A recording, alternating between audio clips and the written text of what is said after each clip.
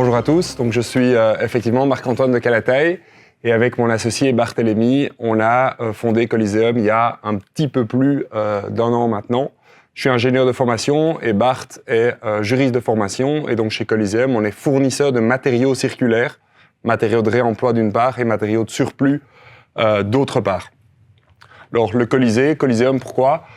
On aimait cette romantique d'un bâtiment ancien construit avec des vieux matériaux.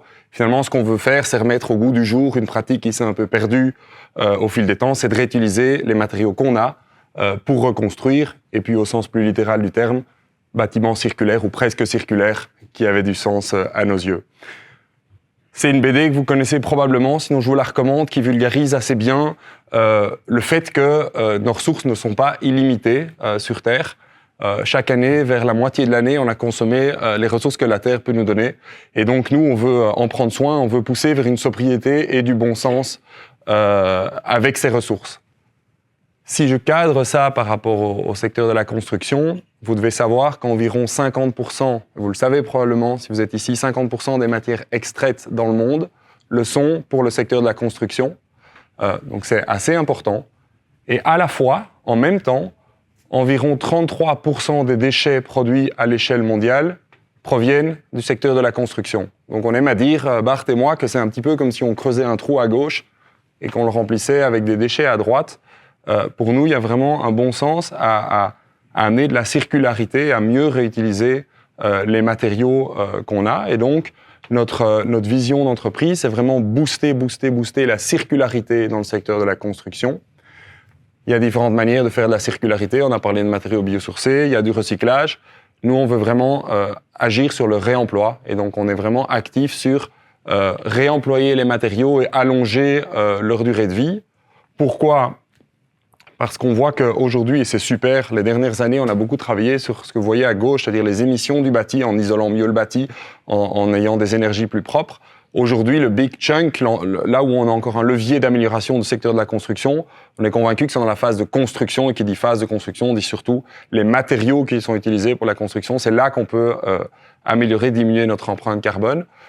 Donc on est positionné sur le deuxième étage de cette échelle de Lansing que vous voyez, réemploi. Le premier étant évidemment qu'on doit tous essayer de faire éviter les déchets, mais avant que ça devienne des déchets, on parle toujours de recyclage, mais le réemploi, on est convaincu que c'est beaucoup mieux. Recyclage, c'est énergivore, ça consomme de l'eau. Le réemploi, c'est prendre des matières, éventuellement les transformer un petit peu et les réutiliser.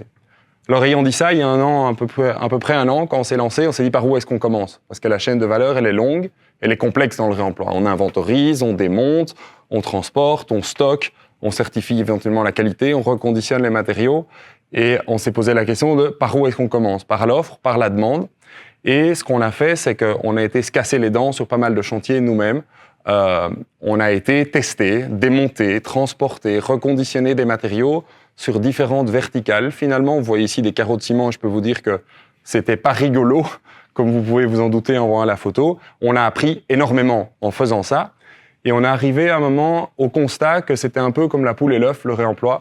C'est-à-dire qu'on a une offre, mais on n'a pas la demande qui va en face, ou on a une demande, mais on n'a pas l'offre qui va en face. Donc, ce qu'on s'est rendu compte, c'est qu'il fallait mettre ça absolument à l'échelle. Si vous avez un chantier donneur et un chantier receveur, la probabilité d'avoir un match au bon moment, elle est très faible. Si vous avez 1000 chantiers donneurs et 1000 chantiers receveurs, il y a beaucoup plus de chances de faire des matchs. Et donc, partant de ce constat, aujourd'hui, notre cœur de métier, c'est d'avoir le catalogue le plus large possible, sans stocker les éléments. On cartographie des éléments qui sont répartis sur différents chantiers, dans différents entrepôts, des surplus, et on propose ces éléments à nos clients. Nos clients nous contactent du côté demande en disant « je cherche ci et ça », et on leur remet une proposition pour leur livrer les matériaux sur chantier. C'est un exemple pour illustrer ce que je viens de dire. Là, c'est un gros client à Bruxelles, grosse entreprise de construction, qui cherchait plusieurs centaines de mètres carrés de dalles de faux plafond en disant où est-ce que je peux trouver ça. On a été voir dans notre catalogue, il y avait plusieurs immeubles dont le timing de déconstruction permettait de faire ce match. Et donc, on a été remonter la chaîne de valeur pour les livrer palettes sur chantier comme des matériaux neufs avec un impact durabilité clair et pas de surcoût.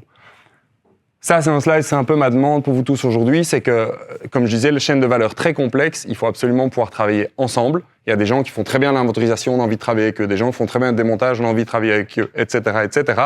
Parce que c'est comme ça qu'on va booster cette filière du réemploi qui en est aux prémices. Et je pense que le secteur de la construction en a vraiment besoin. et qu'on puisse avoir une image un peu plus positive, plus verte, d'une construction beaucoup plus durable.